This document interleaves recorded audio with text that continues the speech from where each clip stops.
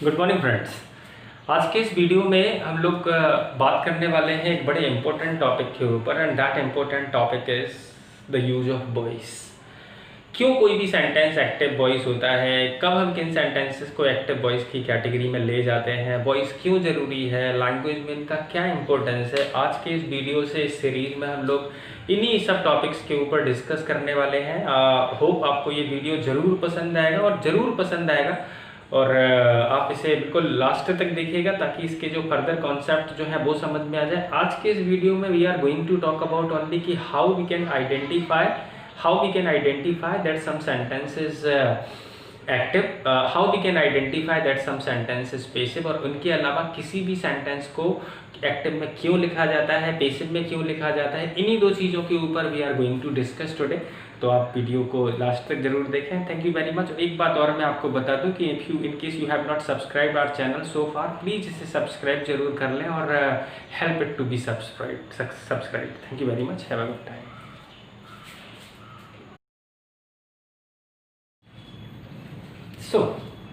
ये तो हम इंट्रोडक्शन में देख ही चुके हैं कि एक्टिव और पेसिव सेंटेंसेस एक्चुअली क्या होते हैं। ये लैंग्वेज अब यहाँ हम लोग देखने वाले हैं कि कैसे हमें किसी सेंटेंस को आइडेंटिफाई करना है कि वो एक्टिव वॉइस में लिखा हुआ है, कैसे हमें आइडेंटिफाई करना है कि वो पेसिव वॉइस में लिखा हुआ है, और क्यों हमें किसी सेंटेंस को एक्टिव और पेसिव फॉर्म में लिखना चाहिए। ये आज के इस वीडियो का पार्ट है। आप देखिए, जैसे लाइक मैंने यहाँ एक सेंटेंस लिखा, ये आप बाद में देखिएगा। मैंने यहाँ एक सेंटेंस लिखा, आई एम अ टीचर। जब भी हम कोई सेंटेंस लिखते हैं, by the way the sentence is correct, जब भी हम कोई सेंटेंस लिखते हैं तो वो वॉइस की कैटेगरी में जाएगा या नहीं जाएगा, दैट अल्टीमेटली डिपेंड्स अपॉन कि उस सेंटेंस में कोई एक्शन वर्ब है या नहीं। अगर किसी सेंटेंस में कोई एक्शन वर्ब है, लाइक इस सेंटेंस में is there any action verb, everybody will conclude that there is no action verb. Why? क्योंकि एक्शन वर्ब होने के लिए एक्शन वर्ब की यहाँ प्लेसिंग होती है, और यहाँ प्लेसिंग होने के साथ साथ एक्शन वर्ब मींस जो वर्ब एक्शन इंडिकेट करता है। दूसरा सेंटेंस हमने लिखा, आई am teaching English. I have written two sentences on board, और उन दोनों सेंटेंसेस में से पहला है I am a teacher, इस सेंटेंस में कोई एक्शन वर्ब नहीं है। दूसरा सेंटेंस है I am teaching English, इस सेंटेंस में एक एक्शन वर्ब है। तो जब कभी भी सेंटेंस में कोई एक्शन वर्ब नहीं होती, हम ऐसे सेंटेंस को वॉइस की किसी भी कैटेगरी में लेके नहीं जाते, नाइदर एक्टिव नॉर पेसिव। लेकिन अगर किसी सेंटेंस में कोई एक्शन वर्ब है, एक्शन वर्ब मतलब कोई अगर काम हो रहा है उसमें, लाइक नॉन वर्बल और वर्बल कैटेगरीज के सेंटेंसेस पिछले पास्ट वीडियोस में थे।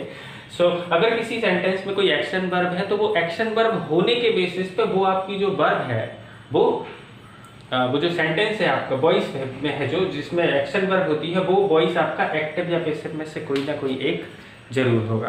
तो बस पहला पॉइंट तो हमारा समझने का ये है कि हम कब सेंटेंसेस को एक्टिव और पेसिव या वॉइस की कैटेगरी में ले जा सकते हैं। किसी भी सेंटेंस को हम वॉइस की कैटेगरी में सिर्फ तब ले जा सकते हैं जब उस सेंटेंस में कोई एक्शन वर्ब हो। अगर सेंटेंस में एक्शन वर्ब नहीं है ना, तो वो किसी वॉइस की किसी भी वैरायटी में नहीं जाएगा। ये फर्स्ट पॉइंट याद रखिएगा। सेकेंड पॉइंट, अब मैं बात करूं कि सेंटेंस कब एक्टिव होता है और कब पेसिव होता है, तो पहला पॉइंट तो ये कि सेंटेंस एक्टिव पेसिव सिर्फ तब होगा जब वहाँ एक्शन वर्ब होगी। अगर एक्शन वर्ब नहीं है तो वो कहीं नहीं जाएगा। अब अगर एक्शन वर्ब है तो हम उसे एक्टिव में ले जाएं या पेसिव में ले जाएं, that ultimately depends upon the difference. Like passive के लिए सबसे पहला जो क्वालिफिकेशन है, पेसिव के लिए सबसे पहला क्वालिफिकेशन है कि जो भी सेंटेंस की वर्ब होगी वो वर्ब की थर्ड फॉर्म में होगी। अब जिस सेंटेंस को मैंने बोर्ड पे लिखा है, like I am teaching English, जो वर्ब यहाँ पे है टीचिंग, क्या ये वर्ब की थर्ड फॉर्म है? नो। वर्ब की third form means the past participle form. हर वर्ब की मीन्स 4 फॉर्म्स होती हैं, like go, went, gone, going, come, came, come, coming etcetera. तो क्या पेसिव के लिए सबसे पहला कंसिडरेशन है कि वहाँ पे वर्ब की थर्ड फॉर्म होना चाहिए। क्या यहाँ पे वर्ब की थर्ड फॉर्म है? नो, ये वर्ब की आईएनजी फॉर्म है। और अगर यहाँ वर्ब की थर्ड फॉर्म नहीं है तो ये सेंटेंस कभी भी पेसिव की कैटेगरी में नहीं जा सकता, क्योंकि पेसिव के लिए सबसे पहली रिक्वायरमेंट है कि वहाँ वर्ब की थर्ड फॉर्म होना चाहिए। दूसरा है आई हैव टॉट इंग्लिश। अब अगर हम इस सेंटेंस की बात करें कि यहाँ जो वर्ब है वो वर्ब की थर्ड फॉर्म है या नहीं, तो मैं बता दूं आपको कि एक छोटा सा रूल मैं और बता दूं आपको फ्रेंड्स की टॉट वर्ब की सेकंड फॉर्म भी है, वर्ब की थर्ड फॉर्म भी है, लाइक टीच डॉट डॉट। ये सेकंड फॉर्म है या थर्ड फॉर्म, इसको जानना बड़ा आसान है। हेल्पिंग वर्ब का एक वीडियो मैं पास्ट बना चुका हूँ, और आप कहेंगे तो मैं नेक्स्ट वीडियो, आप इस वीडियो को देखेंगे जब आप कमेंट भेज दीजिएगा। अगर आपको हेल्पिंग वर्ब नहीं पता तो हम उन हेल्पिंग वर्ब्स के लिए एक नेक्स्ट वीडियो जस्ट उसी के लिए मैं आपको तैयार कर दूंगा। सो ये वर्ब की सेकंड फॉर्म है या थर्ड फॉर्म है डॉट, क्योंकि ये सेकंड फॉर्म में भी यही स्पेलिंग है, थर्ड फॉर्म में भी यही स्पेलिंग है, even the pronunciation is similar. अब ये सेकंड पहचाने या थर्ड पहचाने, it ultimately depends upon a basic rule. Verb की सेकंड फॉर्म कभी भी हेल्पिंग वर्ब के साथ नहीं आती, और वर्ब की थर्ड फॉर्म कभी भी हेल्पिंग वर्ब के बिना नहीं आती। तो वर्ब की सेकंड फॉर्म कभी हेल्पिंग वर्ब के साथ नहीं आती, वर्ब की थर्ड फॉर्म कभी हेल्पिंग वर्ब के बिना नहीं आती। इस सेंटेंस में I have used a helping verb have, क्योंकि हेल्पिंग वर्ब है तो ये वर्ब की सेकंड फॉर्म तो किसी हालत में नहीं हो सकती। हाँ, अगर यहाँ पे हैव नहीं होता, आई टॉट इंग्लिश होता सीधा, तो इस सेंटेंस में वर्ब ये टॉट लिखा होता, कोई हेल्पिंग वर्ब नहीं है। अब हम इसे सेकंड फॉर्म माने या थर्ड फॉर्म माने, तो चूंकि यहाँ हेल्पिंग वर्ब नहीं है, ये वर्ब की थर्ड फॉर्म किसी हालत में नहीं होती। मैं फिर से रिपीट कर दूं उस रूल को कि वर्ब की सेकंड फॉर्म कभी भी हेल्पिंग वर्ब के साथ नहीं आती, और वर्ब की थर्ड फॉर्म कभी हेल्पिंग वर्ब के बिना नहीं आती। सो आई हैव टॉट इंग्लिश, ये वर्ब की थर्ड फॉर्म है। और अगर वर्ब की थर्ड फॉर्म है तो पेसिव के लिए जो सबसे पहली क्वालिफिकेशन है कि सेंटेंस अगर आपका पेसिव वॉइस की कैटेगरी में जाना है तो उसमें वर्ब की थर्ड फॉर्म होना चाहिए। यहाँ पहला कंसीडरेशन या पहला क्वालिफिकेशन तो ये सेंटेंस पूरा कर रहा है, राइट। अब सिर्फ इतना ही काफी नहीं है कि वर्ब की थर्ड फॉर्म, क्योंकि सिर्फ वर्ब, हाँ वर्ब पेसिव के लिए वर्ब की थर्ड फॉर्म फर्स्ट रिक्वायरमेंट है। अगर सेंटेंस में वर्ब की थर्ड फॉर्म नहीं है तो वो सेंटेंस आपका पेसिव नहीं हो सकता। लेकिन सिर्फ वर्ब की थर्ड फॉर्म होने से कोई सेंटेंस पेसिव हो जाएगा, ये भी नहीं है।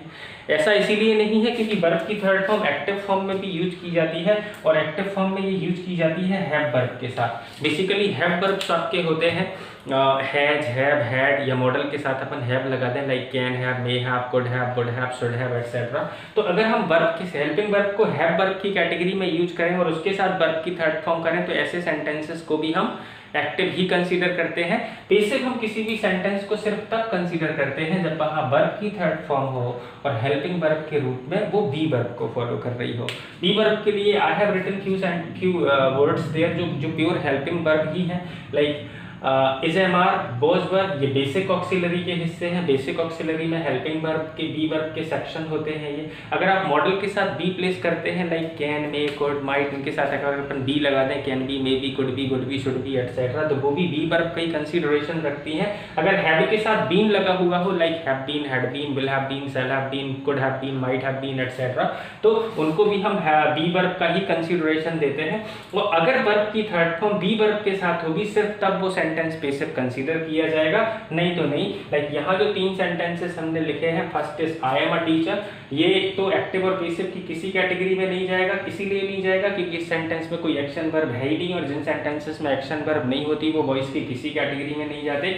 इस सेंटेंस में second I am teaching English, इसमें वर्ब की फॉर्म है, टीचिंग है, लेकिन चूंकि वर्ब की थर्ड फॉर्म नहीं है तो भी ये पेसिव नहीं हो सकता, क्योंकि पेसिव के लिए फर्स्ट रिक्वायरमेंट है कि वहां वर्ब की थर्ड फॉर्म होना चाहिए। यहाँ चूंकि वर्ब की थर्ड फॉर्म नहीं है, ये पेसिव नहीं जाएगा। Third sentence I have taught English, यहाँ वर्ब की थर्ड फॉर्म है लेकिन वो हैव वर्ब के साथ है, और पेसिव वर्ब की थर्ड फॉर्म बी वर्ब के साथ फॉलो करता है। तो चूंकि यहाँ वर्ब की थर्ड फॉर्म है लेकिन हैव वर्ब के साथ है, ये सेंटेंस भी पेसिव नहीं है। बट अब अगर जो नेक्स्ट सेंटेंस में लिख रहा हूँ वो नेक्स्ट सेंटेंस है आई एम टॉट इंग्लिश।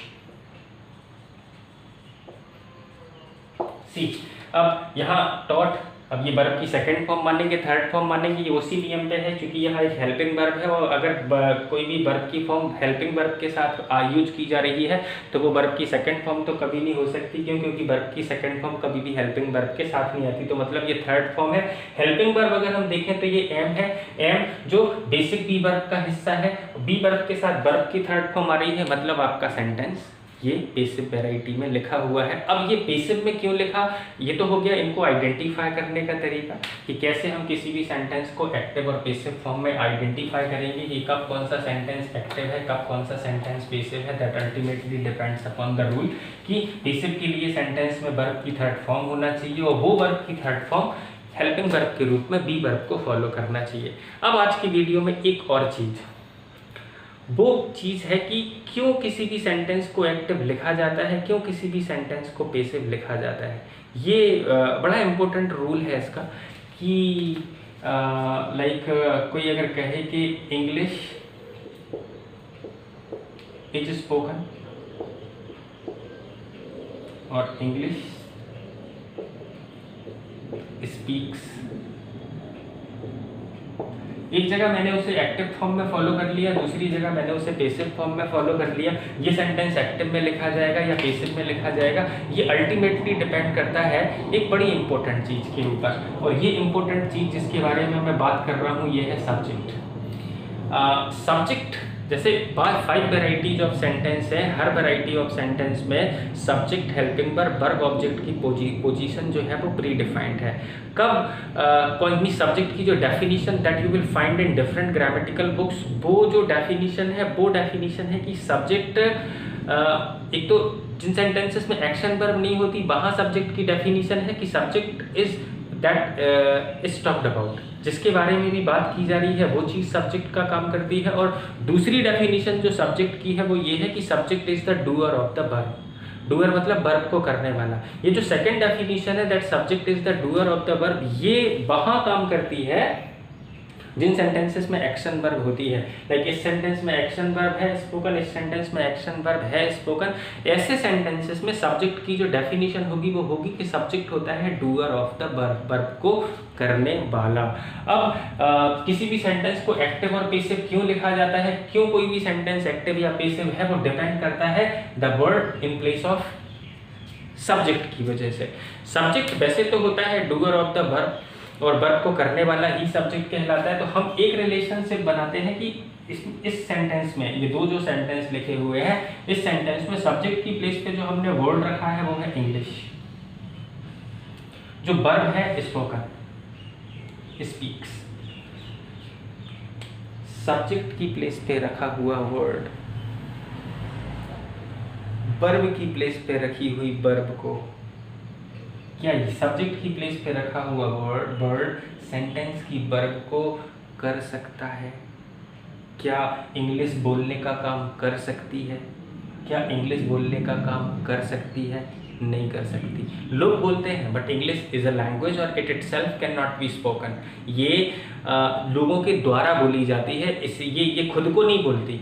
सो चूंकि इस सेंटेंस में सब्जेक्ट की प्लेस पे रखा हुआ वर्ड सेंटेंस की वर्ब को नहीं कर रहा है, सब्जेक्ट की प्लेस पे रखा हुआ वर्ड जो वर्ब है वो सेंटेंस की जो वर्ब है उसे नहीं कर रहा है, और इसी के बेसिस पे सेंटेंसेस एक्टिव और पेसिव डिजाइन होते हैं। अगर किसी सेंटेंस में सब्जेक्ट की प्लेस पे रखा हुआ वर्ड सेंटेंस की वर्ब का डूअर है, उसे करने वाला है, तो हम उस सेंटेंस को एक्टिव लिखेंगे। और अगर सब्जेक्ट की प्लेस पे रखा हुआ वर्ड सेंटेंस की वर्ब को नहीं कर रहा, तो ऐसी स्थिति में हम सेंटेंस को पेसिव वॉइस में लिखते हैं। पेसिव वॉइस का यही इंपॉर्टेंस है, जब कभी भी आप देखें कि सेंटेंस में सब्जेक्ट की प्लेस पे रखा हुआ वर्ड सेंटेंस की वर्ब को नहीं कर रहा है, तो वो सेंटेंस पेसिव फॉर्म में ही लिखा जाएगा।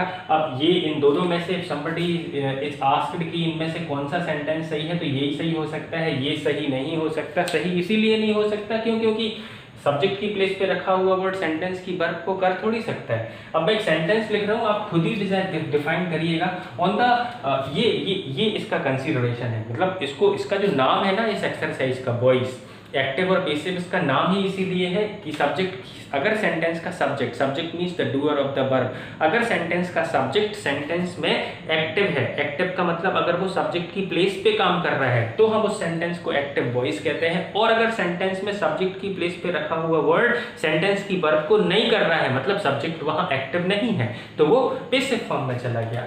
लाइक एक सेंटेंस में लिख रहा हूं, वो सेंटेंस लिखा गया कि क्रिकेट ब्लैंक इन इंडिया। मैं यहाँ दो टेंसेस फॉलो कर रहा हूँ, एक है प्लेस और दूसरा है इज प्लेड। आपको खुद ही डिफाइन करना है कि ये सेंटेंस एक्टिव में लिखा जाएगा या पेसिव में। कैसे करेंगे हम? वही नियम कि सब्जेक्ट की प्लेस पे रखा हुआ वर्ड वर्ब की प्लेस पे रखी हुई वर्ब को, क्या ये इसे कर सकता है? अगर ये इसे कर सकता है तो ये सेंटेंस एक्टिव बनेगा। अगर सब्जेक्ट की प्लेस पे रखा हुआ वर्ड सेंटेंस की वर्ब की प्लेस पे रखे हुए वर्ब को नहीं कर सकता, तो उस सेंटेंस को एक्टिव रखने का कोई काम ही नहीं है। क्यों? क्योंकि एक्टिव सब्जेक्ट है ही नहीं, तो हम इसे फिर पेसिव डिजाइन करेंगे। तो इसमें करेक्ट ऑप्शन होगा इज प्लेड। क्यों होगा? I hope you must have understood. एक और एग्जाम्पल के साथ अपन इसे समझने की कोशिश करते हैं। Like people blank English all over the world.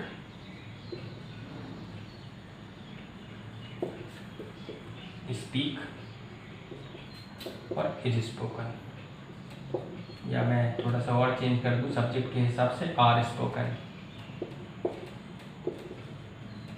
तो चाहे मैं इज स्पोकन रखूं चाहे मैं आर स्पोकन रखूं, बी वर्ब के साथ जब कभी भी मैं वर्ब की थर्ड फॉर्म मेंटेन करूंगा वो सेंटेंस पेसिव ही जाएगा। अब वो पेसिव है तो ये सेंटेंस पेसिव हो सकता है क्या? कैसे बनाएंगे? नियम वही है, सब्जेक्ट की प्लेस पे रखा हुआ वर्ड क्या सेंटेंस में जो वर्ब की प्लेस पे रखा हुआ वर्ड है उसे कर सकता है क्या? पीपल स्पीक करने का काम कर सकते हैं?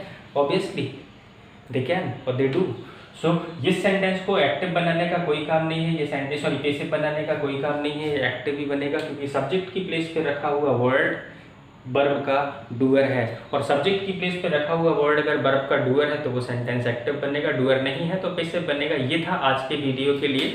अब नेक्स्ट वीडियोज में हम लोग चेंज करना देखेंगे कि कैसे किसी एक्टिव वॉइस को पेसिव वॉइस में चेंज किया जाता है, क्या उसके क्वालिफिकेशंस हैं। Thank you very much for watching till the last. Thank you very much.